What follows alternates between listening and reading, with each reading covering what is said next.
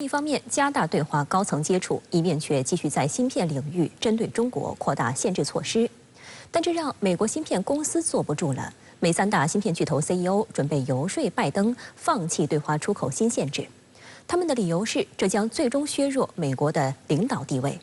而近期，美国英特尔公司不仅在中国推出了一款专供中国市场的人工智能芯片，其 CEO 更是半年2次访问中国。日本媒体注意到，美国推动数年对华脱钩，但美国科技企业对中国市场的依赖程度并未降低，有时甚至还有增加。去年10月，美国政府颁布全面限制措施，旨在遏制中国芯片行业发展。有报道称，措施预计会在今年7月底前进一步扩大。不过，新措施遭到美国企业抵制。彭博社15号援引知情人士消息，美国3大芯片巨头英特尔、高通和英伟达首席执行官将于下周前往华盛顿与美政府官员和议员举行会谈，游说拜登放弃出台新的对华芯片出口限制。报道说，虽然这3家芯片巨头并不指望能阻止美政府所有相关行动，但他们察觉到了一个机会窗口。他们希望让拜登政府相信，事态升级将损害白宫与中方当前接触以及建立更富有成效关系的外交努力。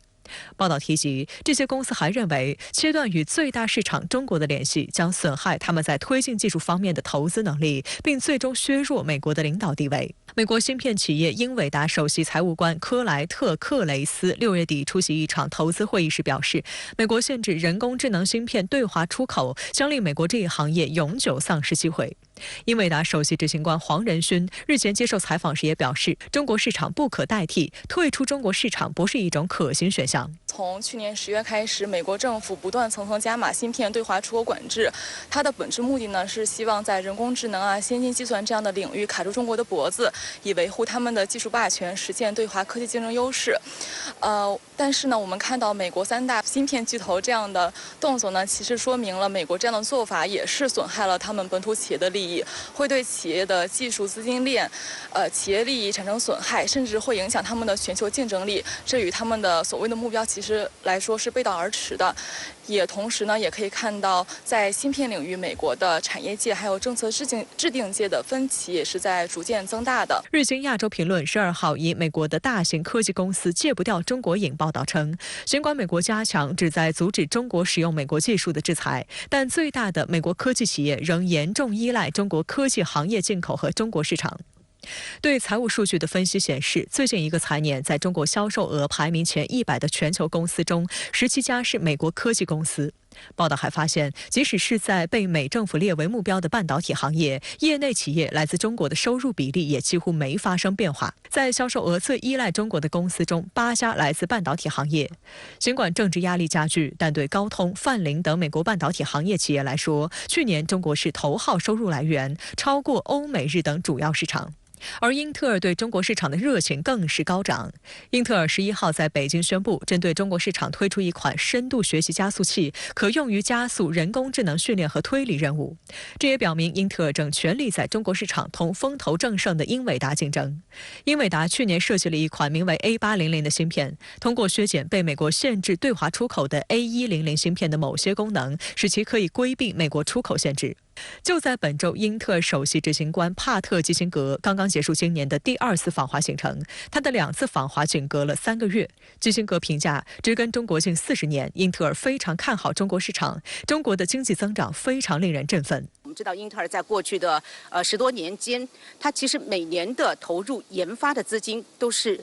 大概有100亿美元。那么如此庞大的研发支出，它必须要有一个非常健康的市场去作为一个支撑。也就是说，这个对于科技公司而言，那么你是不是能够在技术上持续的取得进步，它是和市场是难以割裂开来的。美国政府它在所谓的对中国的战略考量这一方面，其实它采取了一系列的这个打压措施，应该说都是对美国的商界是造成了很严重的伤害。那么如果接下来在这个问题上它没有办法做出很好的平衡的话，那么我想商界一定会努力在这个问题上它去规避美国政府的这样的一些对他而言可能是毁灭性的打击。纽约时报13号的评论文章就认为，美国的出口管制措施本质上是为了根除中国整个先进技术生态系统，是一种战争行为。但这些措施如果失败，可能会产生惊人的适得其反的结果，即刺激中国先进芯片制造能力获得长期而稳定的增长。在拜登政府的压力下，来自美国盟友的一些企业也难逃被利用。近日，荷兰宣布将部分光刻机等半导体相关产品纳入出口管制。荷兰光刻机巨头阿斯麦公司随后表示，根据新规，将对其部分半导体相关产品实施出口限制。舆论认为，显而易见，此类管制是迎合美国，旨在减缓甚至抑制中国芯片产业发展。我们再来看看中美芯片战，美国的3大芯片巨头正试图游说华盛顿，要求拜登政府放弃对华芯片出口新限制。您怎么看？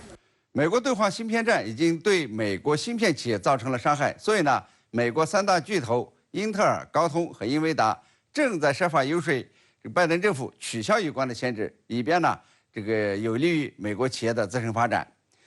美国政府呢这是看到了限制芯片对中国先进制造业的影响，但是呢似乎没有看到美国企业的发展和技术更新呢都是需要需求来牵引的，是由市场来决定的。没有了市场需求，或者是市场需求乏力，这芯片企业呢靠什么来赚钱呢？凭什么来进行技术更新和扩大产能呢？中国呀，每年进口芯片超过4400亿美元，比进口石油花的钱呢还要多。石油大约是2500亿美元。那么这么大的芯片需求，让任何企业都会流口水。美国芯片企业的共识是，切断与芯片最大市场中国的联系，将损害他们在推进技术方面的投资能力，最终呢将削弱美国在这一领域的领导地位。他们也担心美国的限制措施，中国的巨大市场需求将刺激中国芯片企业迎头赶上，实现技术突破，进而呢实现长期的增长。美国芯片企业也从中国企业华为的劫后重生中感到了中国力量足够强大。我想呢，美国企业的担忧会传递到美国政府那儿，但是能否使美国政府改弦易辙，那就不一定了。美国总统气候特使已到北京访问，您认为克里此行对中美关系和中美气候合作将有怎样的作用呢？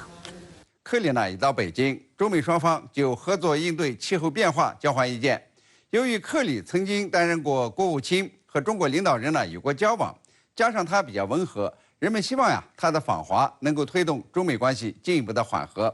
也把他呢排在布林肯、耶伦之后，说成是第3位访华的美国高官。实际上呢，克里访华最主要的目标是在气候问题上恢复中美接触和对话，能不能推动中美关系更加稳定，能不能在气候问题上谈成一些合作，还有待观察。去年8月，佩洛西窜访台湾，中国呢对美国采取8项反制措施，其中呢就包括暂停与美国在气候问题上的对话和合作机制。中美能否合作，克里访华能否取得成绩，还要看今后几天双方谈得怎么样，能不能谈出点合作的干货来。第一呢是中美两国能否合作，确保今年年底的第28届联合国气候变化大会能够顺利的召开。这一点上呢，估计中美会达成共识。第二呢是美国能否取消对中国太阳能电池板和相关组件加征的高额关税。中国呢是世界上可再生能源的最大投资国，大概呢占到世界总投资的1半以上。太阳能电池板及相关组件更是占世界市场3/4，是不是可以取消一些太阳能电池板及组件的进口关税呢？这是克里访华的一个重要议题，能否谈出点成果，全世界呢都在关注。第三呢是美方希望中国减少煤炭发电量。虽然中国的可再生能源在发电总量中比例上升，但是中国的用电量比较大，而且煤电呢是一种更加稳定的电源，所以煤电的绝对值也有所上升。因此呢，美国希望中国能够减少煤炭发电量。但是美国的政策呢也是自相矛盾的，虽然呢它用补贴和免税等方式鼓励可再生能源，也遇上了电量供应不足的问题。拜登政府呢刚刚批准了开采阿拉斯加的油气田用来发电，这可是增加碳排放的一种项目。这呢是克里访华的另外一个议题，估计呢也很难谈拢。第四呢是中美能否合作设立国际气候基金，帮助贫困经济体应对气候变化。这呢是美方提出的，说呢是由富裕国家提供资金，而中国呢又是发展中国家，自己的减排任务已经很重，好像呢拿不出更多的钱去支援国外了。这些问题呢都很难解决。中美能够恢复气候对话，能把各自的清单交给对方。